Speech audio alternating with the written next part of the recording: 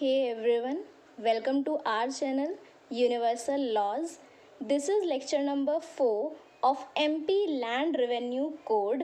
आज इस वीडियो में हम चैप्टर 5 को डिस्कस करने वाले हैं that deals with appeal, revision and review कि किस तरह से किसी भी रेवेन्यू ऑफिसर के ऑर्डर्स के अगेंस्ट अपील कहाँ की जाएगी, रिवीजन की पावर किसके पास है, रिव्यू कहाँ पर लाई किया जाएगा, ये सब बातें हम इस चैप्टर में पढ़ने वाले हैं. From section 44 we will be going to start today. So section 44 deals with appeal and appellate authorities.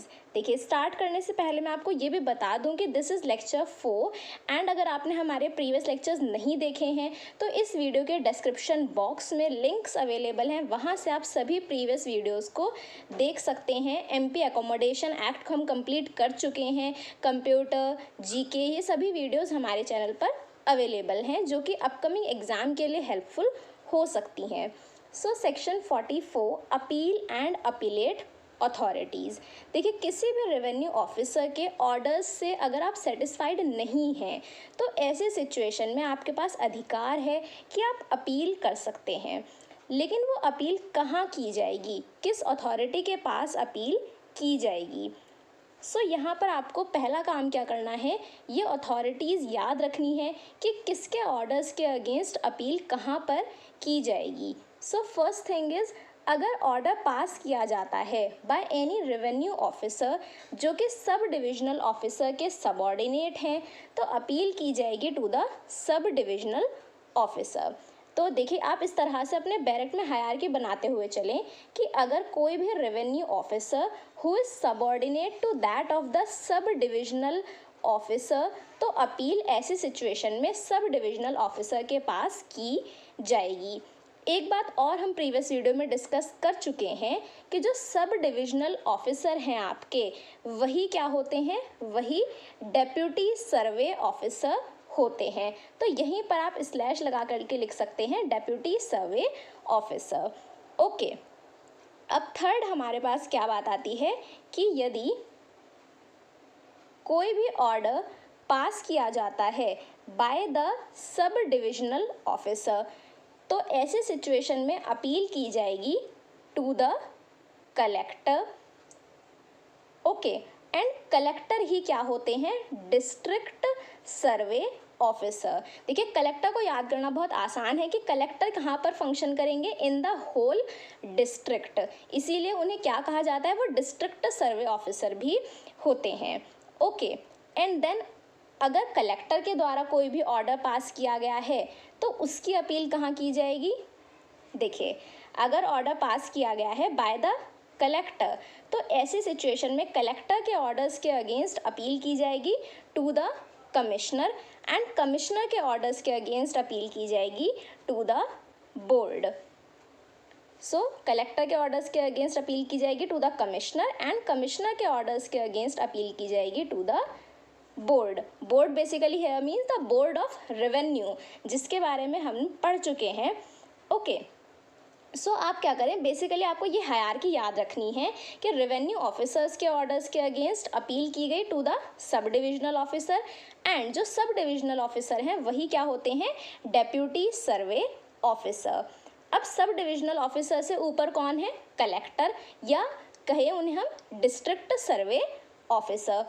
Okay, and अगर कोई भी ऑर्डर पास किया गया है by the assistant collector, joint collector और डेप्यूटी कलेक्टर तो ये सब भी क्या है, कलेक्टर के नीचे वर्क कर रहे हैं, इसीलिए इनकी भी जो अपील होगी वो कलेक्टर के पास ही की जाएगी. ओके, देन अगर कोई ऑर्डर पास किया गया है बाय द कलेक्टर और district survey officer then appeal की जाएगी to the commissioner and commissioner के ऑर्डर्स के अगेंस्ट अपील की जाती है to the board. I hope ये आपको प्रॉपर हायरार्की समझ आई होगी. Then we come to second appeal. देखिए, जिस तरह से आप सीपीसी में भी पढ़ते हैं about first appeal, second appeal, इसी तरह से यहाँ पर दिया गया है कि सेकेंड अपील भी आप कर सकते हैं अगर फर्स्ट अपील में जो भी ऑर्डर पास हुआ है उससे आप सेटिस्फाइड नहीं हैं. तो कहाँ पर सेकेंड अपील की जाएगी, अगर कोई भी ऑर्डर फर्स्ट अपील में पास किया गया है by the sub divisional officer, deputy survey officer या कलेक्टर या डिस्ट्रिक्ट सर्वे ऑफिसर। बेसिकली ये सब एक ही हैं, सब एक ही नहीं है, मतलब कि जो सब डिविजनल ऑफिसर हैं आपके वही क्या होते हैं, डेप्यूटी सर्वे ऑफिसर, एंड जो आपके कलेक्टर हैं वही क्या होते हैं, डिस्ट्रिक्ट सर्वे ऑफिसर। तो इसका मतलब अगर इन्होंने कोई भी फर्स्ट अपील के दौरान ऑर्डर पास किया है तो इनके ऑर्डर्स के अगेंस्ट सेकंड अपील की जाएगी to the commissioner, and commissioner ने अगर फर्स्ट अपील में कोई ऑर्डर पास किया है तो कमिश्नर के ऑर्डर्स के अगेंस्ट सेकंड अपील लाई की जाएगी to the board. So basically second appeal सुनने का जो अधिकार यहाँ पर दिया गया है वो केवल कमिश्नर और बोर्ड को ही दिया गया है।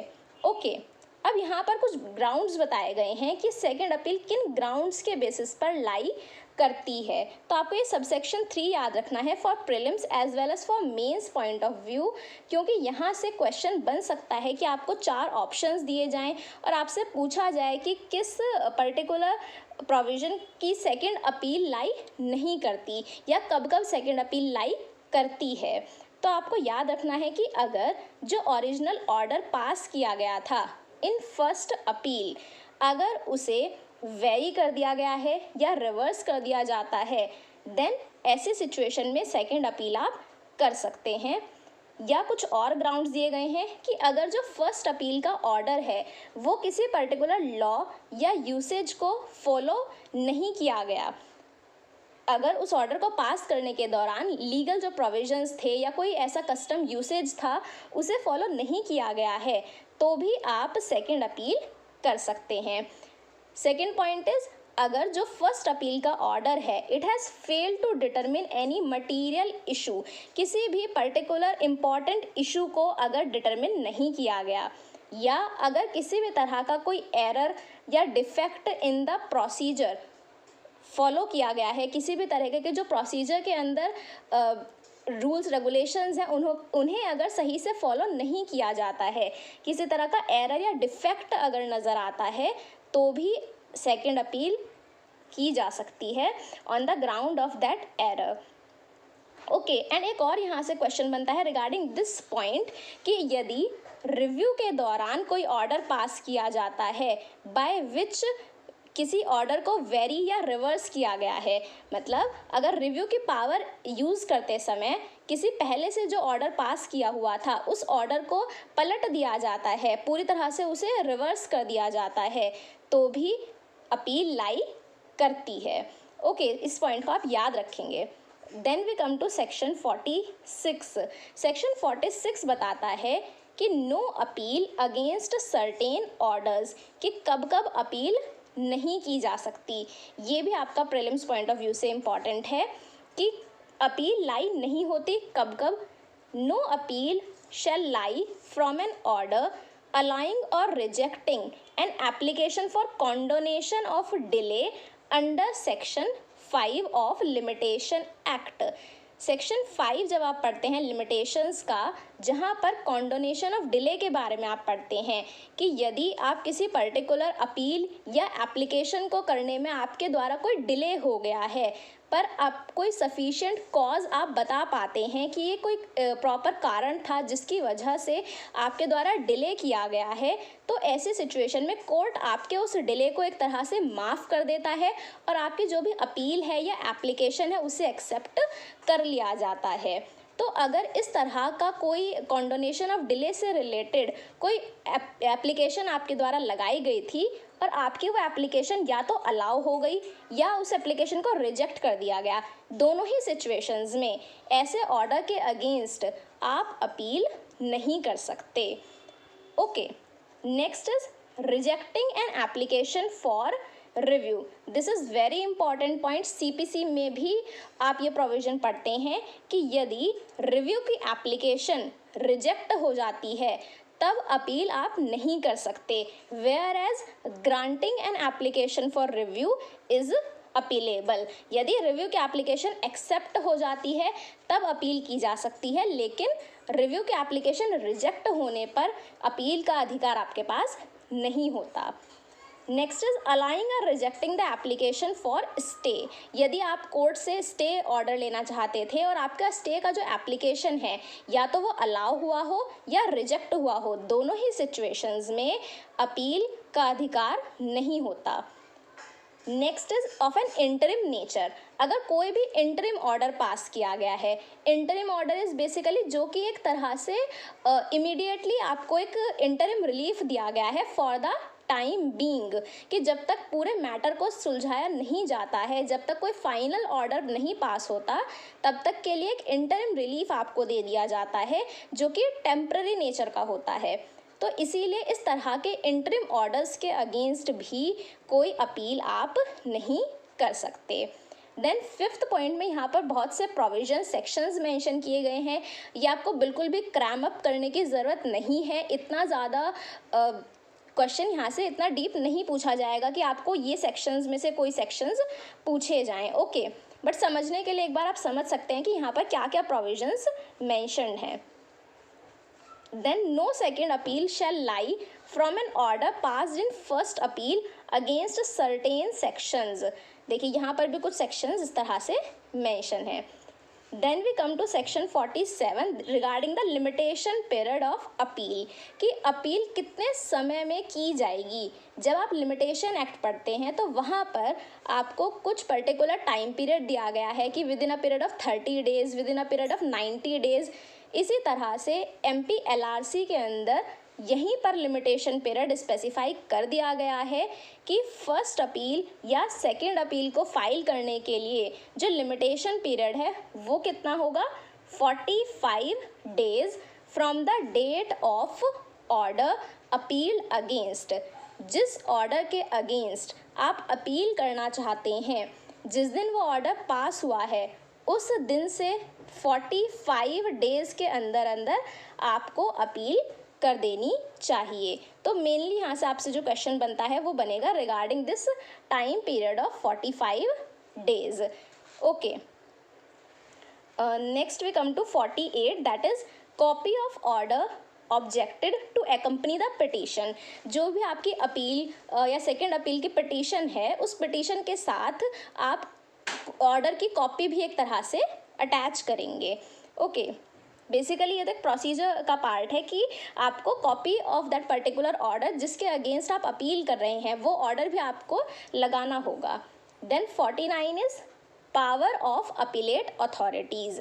सेक्शन 49 बताता है कि जो भी हमने अपीलेट अथॉरिटीज़ पढ़ी, उन सभी अपीलेट अथॉरिटीज़ के पास क्या पावर्स होती हैं, वो क्या क्या कर सकते हैं। अगर देखिए आपने CPC में अपील के प्रोविजन सही से पढ़े हैं तो आप यहाँ पर कनेक्ट कर पाएंगे कि वही पावर्स यहाँ पर भी दी गई हैं कि जो अपीलेट अथॉरिटी है या तो वो उस अपील को एडमिट कर लेगी या फिर उस अपील को रिजेक्ट भी किया जा सकता है। ओके, लेकिन एडमिट करते समय या रिजेक्ट करते समय अपॉर्चुनिटी ऑफ हेयरिंग यानी audi alteram partem, opportunity of hearing, right to be heard को भी इंश्योर किया जाएगा। जो भी अपीलांट है यानी जिसने भी अपील की है उसको प्रॉपर तरीके से अपॉर्चुनिटी दी जाएगी कि वो अपनी बात कोर्ट के सामने रख सके। जो भी रेवेन्यू ऑफिसर्स हैं वो उसकी बात को सुनेंगे, ऐसा नहीं होगा कि एकदम ही उसका अपील या सेकेंड अपील को रिजेक्ट कर दिया जाएगा।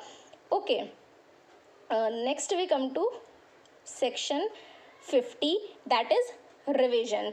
अब देखिए रिवीजन कब होता है। बेसिकली रिवीजन एक तरह का क्या है, सुपरवाइजरी पावर होती है ऑफ द सुपीरियर अथॉरिटी, कि जो सुपीरियर अथॉरिटी है वो एक तरह से क्या करे, रिवीजन करे। रिवीजन करे मतलब पूर्ण निरीक्षण करे कि जो भी उनके सबऑर्डिनेट अथॉरिटीज़ हैं उन्होंने जो भी ऑर्डर्स पास किए हैं क्या वो सही हैं। सही है इन द सेंस कि क्या ऐसा तो नहीं है कि अपने अथॉरिटीज़ को एक्सीड करते हुए या फिर अपने जुरिस्डिक्शन से बाहर जाते हुए किसी ऑर्डर को पास किया गया हो, ऐसी कोई इरेगुलरिटी या इलीगैलिटी तो उस ऑर्डर के अंदर नहीं है। ये सब चीज़ें देखी जाती हैं इन रिवीजन। पहले आप देखेंगे कि रिवीजन की पावर किस किस को दी गई है।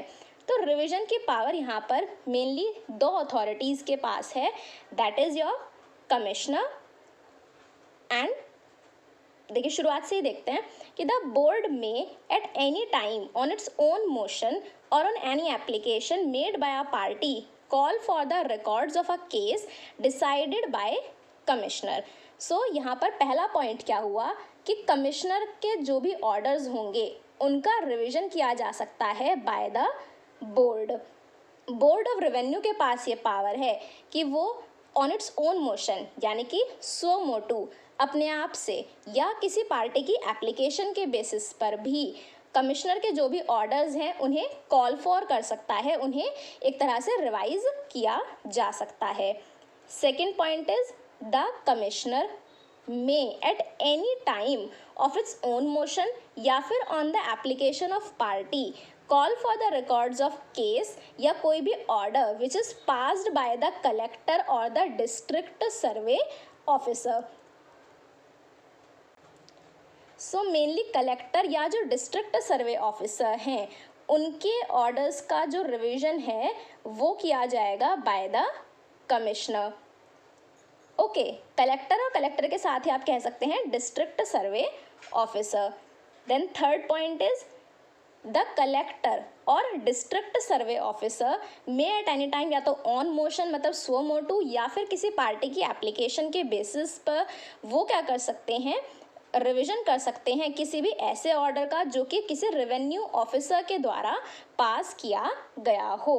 मीन्स किसी भी रेवेन्यू ऑफिसर के जो ऑर्डर्स हैं उनका रिवीजन लाई करेगा टू द कलेक्टर और वी से द डिस्ट्रिक्ट सर्वे ऑफिसर। तो यहाँ पर 3 पॉइंट्स आपने देखे कि मेनली जो रिवीजन की पावर है वो किस किस के पास है।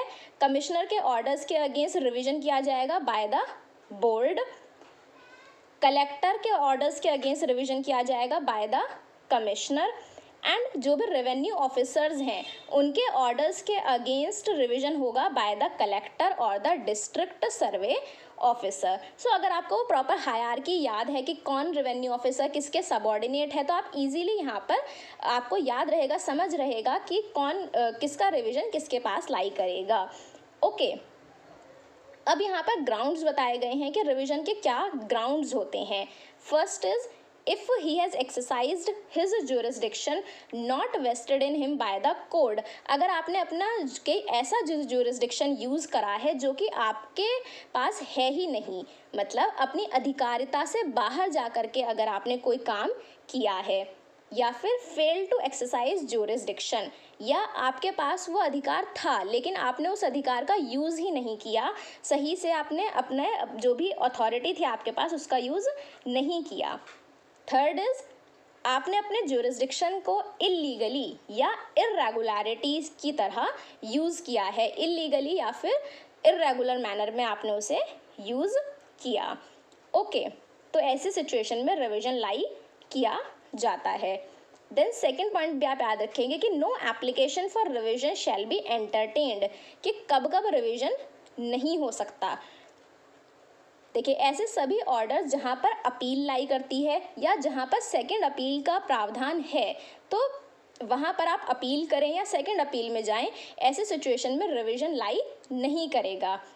या अगर आपने एक बार रिवीजन किया, अब उस रिवीजन के दौरान कोई ऑर्डर पास होता है उसका फिर से रिवीजन करना चाहते हैं तो ऐसा पॉसिबल नहीं है, रिवीजन का रिवीजन नहीं हो सकता। Okay, against an order of commissioner या कमिश्नर ने कोई ऑर्डर पास किया है अंडर सेक्शन 210 या फिर जो 45 डेज़ का टाइम पीरियड है, तो यहाँ से याद रखेंगे कि रिवीजन फाइल करने के लिए भी जो लिमिटेशन पीरियड है वो कितना है, 45 days. Okay, then we come to yes subsection 4 याद रखेंगे कि revision shall not operate as a stay of proceedings before the revenue officers.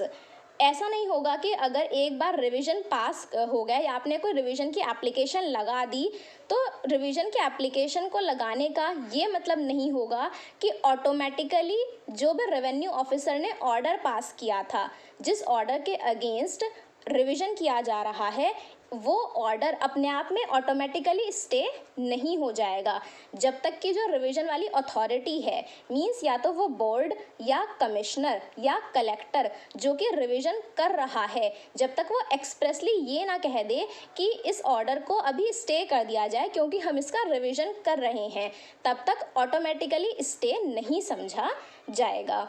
Okay, then we come to subsection 5. No order shall be varied or reversed in revision unless notice has been served to the party interested and opportunity of hearing is also to be given. Revision को सुनते समय या revision की power exercise करते समय parties को एक opportunity of hearing दिया जाना भी ज़रूरी है। उन्हें सुना जाएगा, उन्हें भी मौका दिया जाएगा कि वो अपने पक्ष में जो भी बातें हैं वो हमारे सामने रखें, बेसिकली रेवेन्यू ऑफिसर्स के सामने अपनी बातों को रखें।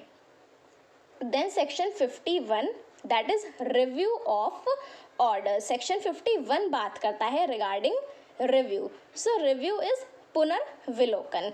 रिव्यू मतलब अपने ऑर्डर को दोबारा से व्यू करना। ओके, इसको आप इस तरह से याद रखें, री एंड व्यू, कि आपके द्वारा कोई ऑर्डर पास किया गया लेकिन उस ऑर्डर को दोबारा से देखा जाए। सो रिव्यू जो है वो हमेशा सेम अथॉरिटी के द्वारा किया जाता है जिसने भी वो ऑर्डर पास किया हो, मीन्स द बोर्ड और द रेवेन्यू ऑफिसर, या तो सो मोटू मीन्स अपने आप से, खुद से, या फिर किसी पार्टी की एप्लीकेशन के बेसिस पर वो क्या कर सकते हैं, किसी भी ऑर्डर को रिव्यू कर सकते हैं which is passed by the predecessor in office.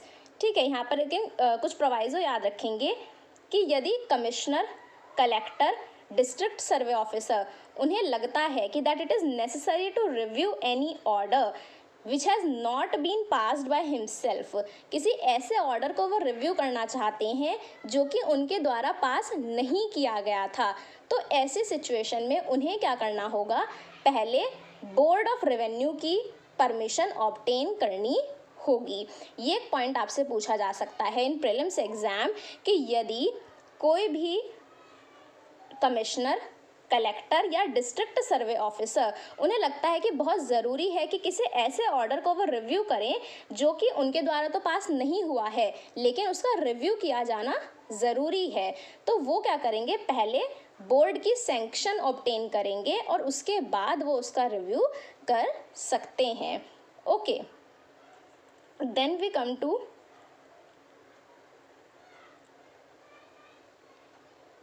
Yes, यहाँ पर अगेन कहा गया है कि अपॉर्चुनिटी ऑफ हियरिंग दिया जाना ज़रूरी है। जो भी पार्टीज़ हैं उन्हें एक तरह से अधिकार दिया जाएगा कि वो अपनी बातें सामने रखें। एंड देन 45 डेज़ का टाइम पीरियड आपको याद रखना है। ओके, कि जो लिमिटेशन पीरियड है यहाँ पर कितना दिया गया है, 45 days. Then we come to the grounds of review, कि किन बेसिस पर, किस पर्टिकुलर ग्राउंड के बेसिस पर रिव्यू किया जा सकता है। सो यहाँ पर 3 ग्राउंड्स आपको याद रखनी है। Discovery of any new and important matter और एविडेंस, यदि कोई नया एविडेंस सामने आता है कि अगर जो भी पार्टी है, जो एप्लीकेंट है, जो इस तरह की एप्लीकेशन ऑफ रिव्यू लेकर के आता है, वो ये कह रहा है कि कोई भी ऐसा नया एविडेंस मुझे मिला है जो कि उस समय मेरी नॉलेज में नहीं था, और भले ही मैं कितना भी दिमाग लगाता, कितनी भी कोशिश करता, तो भी वो पर्टिकुलर एविडेंस मेरे सामने नहीं था, मैं उसे रेवेन्यू ऑफिसर्स के सामने ला नहीं सकता था। तो ऐसे न्यू इम्पॉर्टेंट मैटर या एविडेंस के बेसिस पर रिव्यू किया जा सकता है। सेकेंड इज, अगर जो भी ऑर्डर है उसके अंदर कोई भी ऐसी मिस्टेक या कोई एरर हो गया है तो भी रिव्यू कराया जा सकता है। एंड थर्ड पॉइंट इज, जो कि इस बात को और भी ज़्यादा वाइडर करता है, कि एनी अदर सफिशिएंट रीज़न। अब ये सफिशिएंट रीज़न क्या होंगे, ये डिपेंड करता है ऑन द अथॉरिटीज़, कि जो भी अथॉरिटी जिनके पास रिव्यू की पावर है उन्हें बेसिकली ये डिसाइड करना होगा कि क्या कोई ऐसा सफिशिएंट रीज़न है जिसके बेसिस पर हम रिव्यू कर सकते हैं, या ऐसा सफिशिएंट रीज़न नहीं है। Okay, then for the purpose of this section the collector shall be deemed, ये कुछ इंपॉर्टेंट नहीं है। Yes, an order which has been dealt with in appeal or on revision shall not be reviewed by the revenue officers subordinate to the appellate or revisional authority। यदि appeal या revision के दौरान किसी भी order के साथ deal किया गया है, मीन्स किसी ऑर्डर का अपील या रिवीजन अगर की गई है, तो उस अपील या रिवीजन वाले ऑर्डर को अगर रिव्यू कराना है तो वो हमेशा किसी ऐसे ऑफिसर के द्वारा होगा जो कि उनसे ऊपर हैं। ओके, यानी कि कोई सबऑर्डिनेट ऑफिसर्स जो हैं वो उसे रिव्यू नहीं कर सकते। ठीक है, देखिए दोबारा समझते हैं कि अगर किसी भी अपील या रिवीजन के दौरान कोई भी ऑर्डर अगर पास होता है, then this order is not to be reviewed by any revenue officers who are subordinate to the appellate और रिविजनल अथॉरिटी। जो भी अपीलेट या रिविजनल अथॉरिटीज़ हैं उनके सबऑर्डिनेट यदि कोई भी रेवेन्यू ऑफिसर्स हैं तो वो उस रेवेन्यू ऑफिसर अपीलेट और रेवेन्यू रिविजनल अथॉरिटी के ऑर्डर को रिव्यू नहीं कर सकते। ओके, मीन्स सबऑर्डिनेट ऑफिसर्स के पास रिव्यू की पावर नहीं रहेगी in case of the appellate और revisional orders. Then 52 is stay of the execution of orders. यहाँ पर बात की गई है कि जो भी ऑर्डर्स हैं उन पर स्टे लगाया जा सकता है। तो यहाँ से जो आपको मेन याद रखना है that is regarding the time period of stay, कि मैक्सिमम 3 महीने का स्टे यहाँ पर लगाया जा सकता है। और इसको अगर आप कंपेयर करें विद एकोमोडेशन एक्ट तो याद रखेंगे कि एमपी एकोमोडेशन में जब हम स्टे के बारे में पढ़ते हैं तो वहाँ पर 6 मंथ्स का टाइम पीरियड दिया गया है, लेकिन यहाँ पर एमपी एलआरसी के अंदर 3 मंथ्स का टाइम पीरियड है। ओके, एंड किस तरह से याद रख सकते हैं, देखिए MP LRC land revenue code कितने वर्ड्स हैं, 3। ओके, एंड यहाँ पर क्या है, 3 मंथ्स का टाइम पीरियड। बेसिक इस तरह से आप याद रख सकते हैं। Okay, then we come to section 53 application of limitation act. देखिए जनरली तो यहाँ पर लिमिटेशन का टाइम पीरियड बता दिया गया है कि 45 डेज़ का टाइम पीरियड होगा।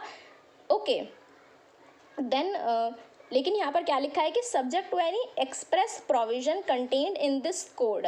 जो भी यहाँ पर एक्सप्रेसली बताया गया है, मीन्स 45 डेज़ का जो टाइम पीरियड दिया गया है उसे ध्यान में रखते हुए जो भी लिमिटेशन एक्ट के प्रोविजंस हैं they shall apply to all appeal applications, सबके ऊपर अप्लाई होंगे। ओके, मीन्स कहीं पर अगर टाइम पीरियड नहीं दिया गया है तो ऐसी सिचुएशन में हम लिमिटेशन एक्ट को रेफर कर सकते हैं, बट जहां एक्सप्रेसली टाइम पीरियड दिया गया है तो उसी टाइम पीरियड को फॉलो किया जाएगा। देन सेक्शन 54 पेंडिंग रिवीजन से कुछ इम्पॉर्टेंट नहीं है आपके लिए, इतना कुछ खास नहीं है। Okay, and 56 construction of orders, ये भी कुछ ऐसा खास नहीं है। ओके, सो ये हमारा चैप्टर 5 कंप्लीट हो जाता है। आई होप आपको ये वीडियो हेल्पफुल लगा होगा। अगर आपको हेल्पफुल लगा है so do press the like button and also you can subscribe our channel and do hit the bell icon, ताकि सभी अपकमिंग वीडियोज़ के नोटिफिकेशन आपको मिलते रहें। एंड ऑल्सो सभी अदर वीडियोज़ के लिए आप डिस्क्रिप्शन बॉक्स में लिंक्स अवेलेबल हैं, वहाँ से सभी वीडियोज़ देख सकते हैं एंड अपनी प्रिपरेशन को बूस्ट कर सकते हैं। Thank you, stay tuned with our channel.